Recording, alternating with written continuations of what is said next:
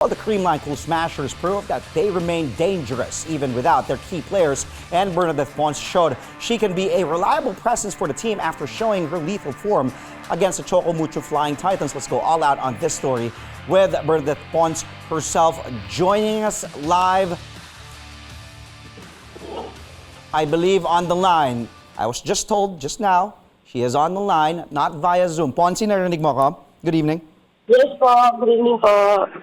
Okay lang, oh. I believe the internet connection, nahihirapan tayo. But it's okay, as long as nagkakarinigan naman tayo. Congratulations, Ponsi. Opening day win against Choco Mucho last Sunday. Daming nanood, thousands and thousands of fans.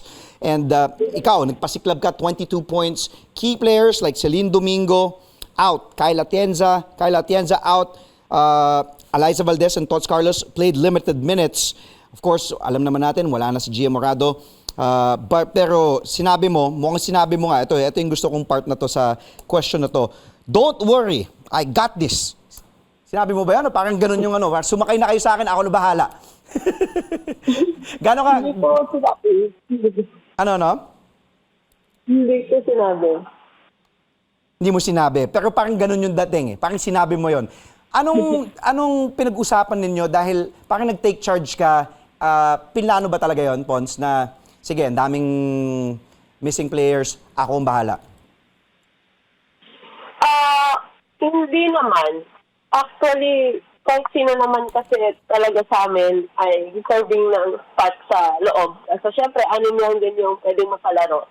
So, lagi lang din kami talagang naka-mindset na dapat ready kami anytime na pag gagamitin kami ni coach, kailangan quality minutes kami sa loob and mag-contribute talaga kami. So yun, ginagawa namin yun every practice.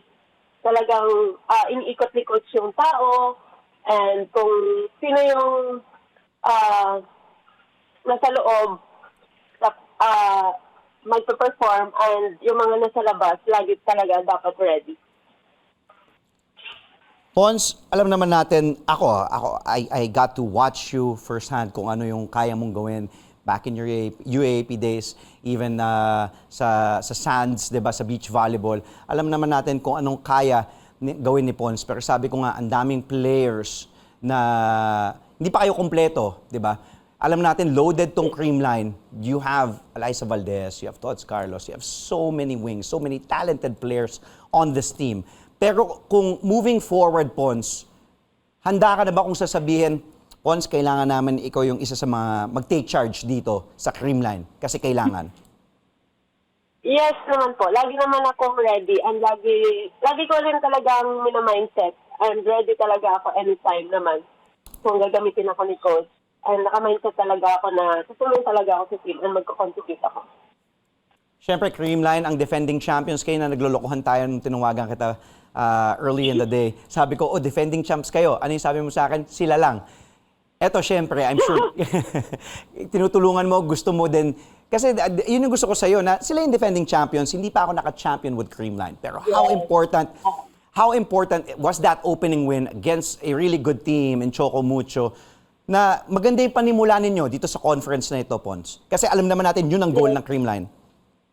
Yes, sobrang laking bagay talaga yung first game. And then, si Choco talaga contender talaga sila.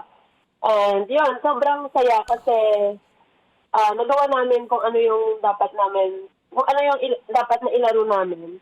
Although may mga lapses pa and kailangan pa mag-improve sa mga next games namin. Pero sobrang laking moral booster yun para sa team. Mm-hmm.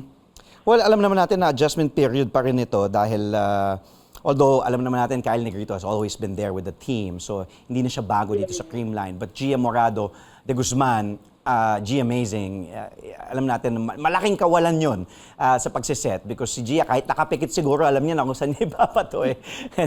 And we know that she's in Japan playing the V-League. Kamusta naman yung team, yung adjustment dito, Pons, na wala si Gia, yes, we know Kyle is also a really good setter, pero kamusta so far, lalo na pagdating sa training, kamusta kayo without yung mga sets ni Gia? Okay Okay naman. Sobrang, hindi naman ganun kalaki yung adjustment talaga yung kailangan. Kasi si Kyle, sobrang tagal niya na rin sa team. So, yung system-wise yung system ni Coach, sobrang na-adapt niya na rin talaga. So, yun lang din naman, yung lagi niya rin ni Coach, basta sumunod lang kami sa sistema niya and lahat ng mga pinapagawa ng coaches. Yun lang, wala masyadong malaking adjustment. And, yeah, si Kyle naman, college pa lang, magkasama na kami noon. So, kilala ko siya kung paano siya maglaro. At sobrang laki pa ng in-improve niya dito sa Creamline. And lalo na ngayon na siya yung starter, alam ko na mas lalo pa siyang mag-excel. Well, Pons, diyan ka lang dahil magte-take muna tayo ng mabilis na timeout. Alam naman natin na nakalaban mo, parang sagutan kayo ni Cici. We know that you live together. You're very, very good friends ni Cici.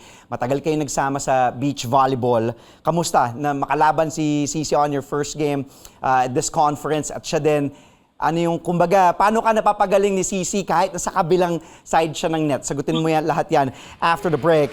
We're going to still continue our conversation with Bernadette Pons, fresh off that victory Sunday against the Chocomucho Flying Titans. Stay tuned to Sports Desk only here on CNN Philippines, where we go all out for the day's top sports stories. We'll be right back.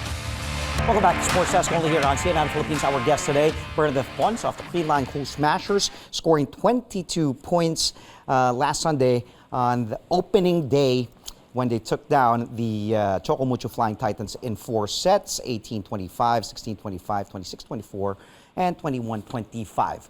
Pons, sabi ko nga, parang kayo nagsagutan, parang exchanging blows, parang nanonood ng boxing match, dalawang magaling na boksingero, pero alam natin, magkaibigan kayong matagal na ni Cici. You had 22 points, Cici had 21. Kamusta yon? Na ngayon kayo, alam kong matagal nga kayong nagsama, magkaibigan, magkakampi sa ano. Pero kamusta yung gano'n na, ang daming nanonood, sasagot ka, sasagot siya, kamusta yung gano'ng laro? Pons. Una-una nakakatuwa kasi ngayon na lang ulit nakapaglaro sa ganong kalaking venue and sobrang daming tao talaga kahapon. And sobrang hindi na rin nagkakarinigan sa loob ng court dahil nasa ingay ng crowd. So sobrang saya maglaro. And nakaka-excite din na after how many years na magkasama kami ngayon, magkalaban na kami ulit.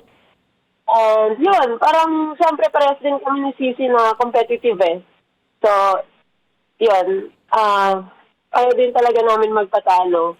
And then, yun may asaran ba? Nag-asaran ba kayo pagkatapos? Like, ano, no? Wala naman. Wala namang asaran.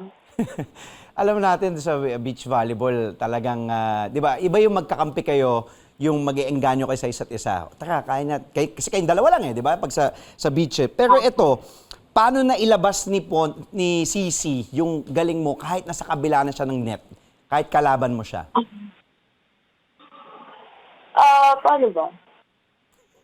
Siyempre kasi, yun nga, sabi ko, parehas kami competitive dalawa and ayaw din talaga namin magpatalo. So, siyempre, every game talaga, kahit saan naman, kahit magkasama kami or magkalaban kami, lagi talaga kami all out and bibigay talaga namin yung 100% namin. Pinag-usapan nga natin yung mga walang players, missing key players dito. Although you had a good game in 22 points, Michelle Gubava also with 20 points. Gemma also had a good game, double figures with 11 points. Kyle Negrito also had a good game, 23 excellent sets. Dapat bang kabahan yung fans dahil medyo limited minutes si Alyssa. Lai didn't play much, just 4 points. She played in the third and the fourth set. Si Tots also limited the minutes. She played in the first set, sat down the second, pero third and fourth. Dapat bang kabahan ang mga fans, Pons, dahil hindi pa kumpleto itong Creamline? Or dapat bang kabahan yung mga kalaban nyo dahil hindi pa kumpleto ang Creamline pero deadly na? Yun nga, sabi ko nga kanina na lahat naman kami talaga, sabi nga ni Coach na lahat kami sobrang, lahat ng member ng team deserving talaga ng spot sa 6 sa loob. Pero syempre, 6 na rin pala laro. So, pag nagpe-perform yung 6 na sa loob, dapat mag-perform. So, if nawawala, ready lang kami. Ready lang lagi yung nasa labas. Pero lahat naman talaga sobrang competitive sa team eh. Sobrang ganda talaga ng team. Kasi kahit sino yung ipasok mo, lahat talaga nagko-contribute. Ang tulong-tulong talaga kami. Sobra. Sobrang Kita naman. tulungan talaga. Sobra. Yun yung sobrang gusto ko sa team na hindi pag nag-celebrate sama-sama, pag nag-error sama-sama din, walang sisihan and walang sobrang pataas lahat. Pods, bago tayo mag-timeout ulit ng mabilisan, eto, mabigat ang competition, nakakaisang laro pa lang, pero a win is a win. Gaano ka kakumpiyansa at kayo na kayang maka-champion ulit this conference ang Creamline? Alam ko maaga pa, pero lagay ko yung pressure sa'yo. Ayun, sobrang haba nga ng conference na to, so matagal-tagal pa na laban. Every game is very important talaga kasi single round robin to, every game counts. So, we're taking it day by day naman and one game at a time lang. So, every day naman, talagang kung sino yung next na kalaban namin, yun muna yung pinofocus namin. Hindi kami nag-look forward sa mga future games. Kung ano lang muna yung next game, yun muna yung focus namin. So, yun lang. And, yun, tinatrabaho namin yun every day. Kasi syempre, defending yung team, and gusto din talaga namin na ma-defend yung title. Pero syempre, hindi siya ganun kadali. Tama. And yun, tinatrabaho namin yun everyday, paghirapan namin yun para makuha namin yung goal yun. Huwag masyadong mataas, huwag masyadong mababa. Makikita pa ba ng fans ulit ang pagbabalik ng Sipons? Naalala ko, tinanong ko sa inyong dalawa yan eh. Pero tatanungin kita ulit. Sagutin mo yan after another quick timeout. You're watching Sports Desk only here on CNN Philippines. We'll be right back with Bernadette Pons.